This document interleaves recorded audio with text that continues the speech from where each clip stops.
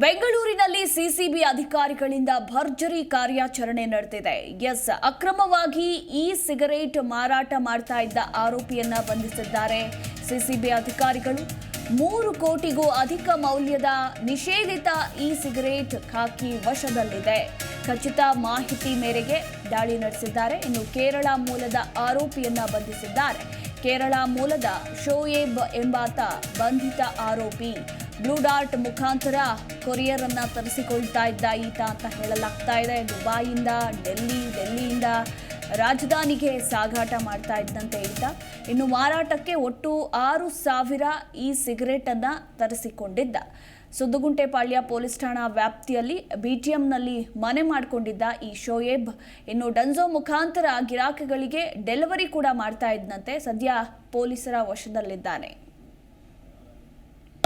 Aunty narcotics ವಿಂಗ್ನವರು ಈ E ಸಿಗರೇಟ್ಗಳು ನಗರಕ್ಕೆ ಬರ್ತಾ ಇದ್ದದರ ಬಗ್ಗೆ ಮಾಹಿತಿಯನ್ನು ಸಂಗ್ರಹಿಸಿ ಒಬ್ಬ ವ್ಯಕ್ತಿಯನ್ನು ಬಂಧಿಸಿ ಆತನಿಂದ ಸುಮಾರು 3 ಕೋಟಿಯಷ್ಟು ಇ ಸಿಗರೇಟ್ಗಳನ್ನು ವಶಪಡಿಸ್ಕೊಂಡಿದ್ದಾರೆ. ಒಟ್ಟು 6,000 ಇ ಸಿಗರೇಟ್ಗಳಿದ್ದು ಅವುಗಳನ್ನು ವಶಪಡಿಸ್ಕೊಂಡಿದ್ದಾರೆ. ಈತನನ್ನು ಈಗ ಬಂಧಿಸಲಾಗಿದೆ. ಆರೋಪಿ ಕೇರಳ ಮೂಲದವನಾಗಿದ್ದು ಆತ ಅದಕ್ಕೂ ಮುಂಚೆ ದುಬೈನಲ್ಲಿದ್ದು ನಂತರ ಇಲ್ಲಿ ಬೆಂಗಳೂರಿಗೆ ಬಂದು ಈ ರೀತಿ ತಮ್ಮನ ಮನೆಯಲ್ಲಿಯೇ ಒಂದು ಗೋಡನನ್ನು ಮಾಡಿಕೊಂಡು ಅಲ್ಲಿ ಈ ವಿದೇಶಗಳಿಂದ ಈ ಸಿಗರೇಟ್ಗಳನ್ನು ತರಿಸ್ಕೊಳ್ತಾ ಇದ್ದ ಮತ್ತು ಅವುಗಳನ್ನು ಇಲ್ಲಿ ಮಾರಾಟ ಮಾಡಲಿಕ್ಕೆ ಪ್ರಯತ್ನ ಮಾಡ್ತಾ ಇದ್ದ ಅನ್ನೋದರ ಆಧಾರದ ಮೇಲೆಗೆ ಈ ಪ್ರಕರಣವನ್ನು ದಾಖಲಿಸಲಾಗಿದೆ. ಆಂಟಿ ನಾರ್ಕೋಟಿಕ್ಸ್ ವಿಂಗ್ನವರು ಈ ಸಿಗರೇಟ್ಗಳು ನಗರಕ್ಕೆ ಬರ್ತಾ ಇದ್ದದರ ಬಗ್ಗೆ ಮಾಹಿತಿಯನ್ನು ಸಂಗ್ರಹಿಸಿ ಒಬ್ಬ ವ್ಯಕ್ತಿಯನ್ನು ಬಂಧಿಸಿ ಆತನಿಂದ ಸುಮಾರು 3 ಕೋಟಿಯಷ್ಟು ಇ ಸಿಗರೇಟ್ಗಳನ್ನು ವಶಪಡಿಸ್ಕೊಂಡಿದ್ದಾರೆ. ಒಟ್ಟು 6,000 ಇ ಸಿಗರೇಟ್ಗಳಿದ್ದು ಅವುಗಳನ್ನು ವಶಪಡಿಸ್ಕೊಂಡಿದ್ದಾರೆ. ಈತನನ್ನು ಈಗ ಬಂಧಿಸಲಾಗಿದೆ. ಆರೋಪಿ ಕೇರಳ ಮೂಲದವನಾಗಿದ್ದು ಆತ ಅದಕ್ಕೂ ಮುಂಚೆ ದುಬೈನಲ್ಲಿದ್ದು ನಂತರ ಇಲ್ಲಿ ಬೆಂಗಳೂರಿಗೆ ಬಂದು ಈ ರೀತಿ ತಮ್ಮನ ಮನೆಯಲ್ಲಿಯೇ. ಈ ಬಗ್ಗೆ ಮತ್ತಷ್ಟು ಮಾಹಿತಿ ಕೊಡ್ತಾರೆ ನಮ್ಮ ಪ್ರತಿನಿಧಿ ವಿಶ್ವನಾಥ್. ಅಕ್ರಮವಾಗಿ ಇ ಸಿಗರೇಟ್ ಮಾರಾಟ ಮಾಡ್ತಾ ಇದ್ದಂತಹ ಆರೋಪಿಯ ಬಂಧನವಾಗಿದೆ. ಕಾರ್ಯಾಚರಣೆ ಯಾವ ರೀತಿ ಇತ್ತು, ಹೇಗೆ ಮಾಹಿತಿ ಗೊತ್ತಾಯಿತು ಸಿಸಿಬಿ ಅಧಿಕಾರಿಗಳಿಗೆ? ಎಷ್ಟು ದಿನದಿಂದ ಈತ ಈ ರೀತಿ ಅಕ್ರಮವಾಗಿ ಮಾರಾಟ ಮಾಡ್ತಾ ಇದ್ದ ಅಂತ ಈ ಬಗ್ಗೆ ಓವರ್ ಆಲ್ ಅಪ್ಡೇಟ್.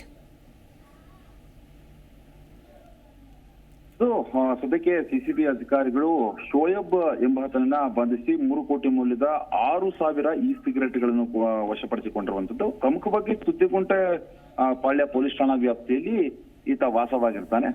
ಅಕ್ಕಪಕ್ಕದ ಮನೆಯವರಿಗೂ ಕೂಡ ಈತನ ಚಲನವಲನದ ಬಗ್ಗೆ ಡೌಟ್ ಕೂಡ ಬಂದಿರುತ್ತೆ. ಹೀಗಾಗಿ ಅಲ್ಲಿರುವಂತಹ ಸ್ಥಳೀಯರ ಒಂದು ಮಾಹಿತಿ ಮೇರೆಗೆ ಸಿಸಿಬಿ ಅಧಿಕಾರಿಗಳು ಕೂಡ ಕಾರ್ಯಾಚರಣೆಯನ್ನ ನಡೆಸಿರುವಂತದ್ದು. ಕೆಲ ವರ್ಷಗಳ ಹಿಂದೆ ಕೇಂದ್ರ ಸರ್ಕಾರ ಈಗಾಗಲೇ ಎಲೆಕ್ಟ್ರಾನಿಕ್ ಸಿಗರೇಟ್ಗಳನ್ನ ನಿಷೇಧ ಮಾಡಿ ಆದೇಶವನ್ನು ಕೂಡ ಹೊರಡಿಸಿತ್ತು. ಆದ್ರೆ ಈ ಒಂದು ಇ ಸಿಗರೇಟ್ಗಳನ್ನ ದುಬೈನಿಂದ ದೆಹಲಿಗೆ ತರಿಸಿ ದೆಹಲಿಯಿಂದ ರಾಜಧಾನಿಗೆ ತಂದು ಮನೆಯಲ್ಲೇ ಈತ ಶೇಖರಿಸಿ ಇಟ್ಕೊಂಡು ಸ್ಥಳೀಯರಿಗೂ ಕೂಡ ಮಾರಾಟ ಮಾಡ್ತಾ ಇದ್ದ ಅನ್ನೋ ಒಂದು ಆರೋಪ ಕೂಡ ಇರುವಂತದ್ದು. ಸದ್ಯಕ್ಕೆ ಈ ಇ ಸಿಗರೇಟ್ಗಳನ್ನ ಇಟ್ಕೊಂಡು ಕೇರಳ ಮೂಲದ ವ್ಯಕ್ತಿ ಏನು ಮಾರಾಟ ಮಾಡ್ತಿದ್ದ, ಮೊದಲನೇದಾಗಿ ಆರೋಪಿ ಮನೆಯಲ್ಲಿ ಸಂಗ್ರಹಿಸಿಟ್ಕೊಂಡು ಗಿರಾಕಿಗಳಿಗೆ ಸರಬರಾಜು ಮಾಡ್ತಿದ್ದ ಅನ್ನೋ ಒಂದು ಆರೋಪ ಕೂಡ ಇರುವಂತದ್ದು. ಸದ್ಯಕ್ಕೆ ಏನು ಕೆಲಕಾಲ ಈ ಶೋಯಬ್ ಏನಿದ್ದಾನೆ ದುಬೈನಲ್ಲೇ ಕೆಲಸ ಮಾಡ್ತಾ ಇರ್ತಾನೆ. ದುಬೈನಲ್ಲಿ ಕೆಲಸ ಮಾಡಿ ಅದಾದ ಮೇಲೆ ಮರಳಿ ಬೆಂಗಳೂರಿಗೂ ಕೂಡ ಬಂದಿರ್ತಾನೆ.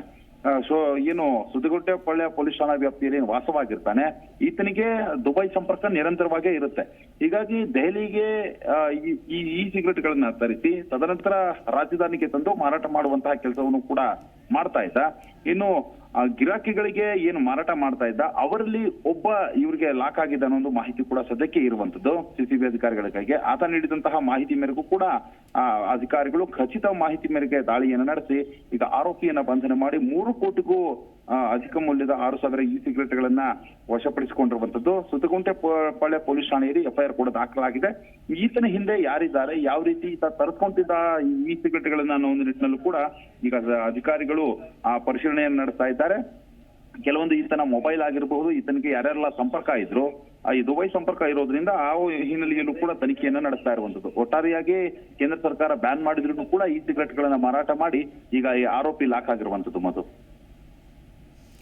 ಥ್ಯಾಂಕ್ ಯು ವಿಶ್ವನಾಥ್ ನಿಮ್ಮೆಲ್ಲ ಮಾಹಿತಿಗಾಗಿ. ಜಿ ಕನ್ನಡ ನ್ಯೂಸ್ ಈಗ ನಿಮ್ಮ ಮನೆಯಲ್ಲೇ ನೋಡಿ. ಎಲ್ಲ ಕೇಬಲ್ಗಳಲ್ಲಿ ಈಗ ಲಭ್ಯ. Sun Direct, 292, Jio TV 1334, U digital 162, city cable 51, GTPL 17, Abhishek cables 821, Rockline telecommunication 51, Shri Basaveshwara number 60, Vinayaka digital number 53, in digital number 896ರಲ್ಲಿ. ನಿಮ್ಮಿಸ್ತದ ಜಿ ಕನ್ನಡ ನ್ಯೂಸ್ ನೋಡಿ ಆನಂದಿಸಿ.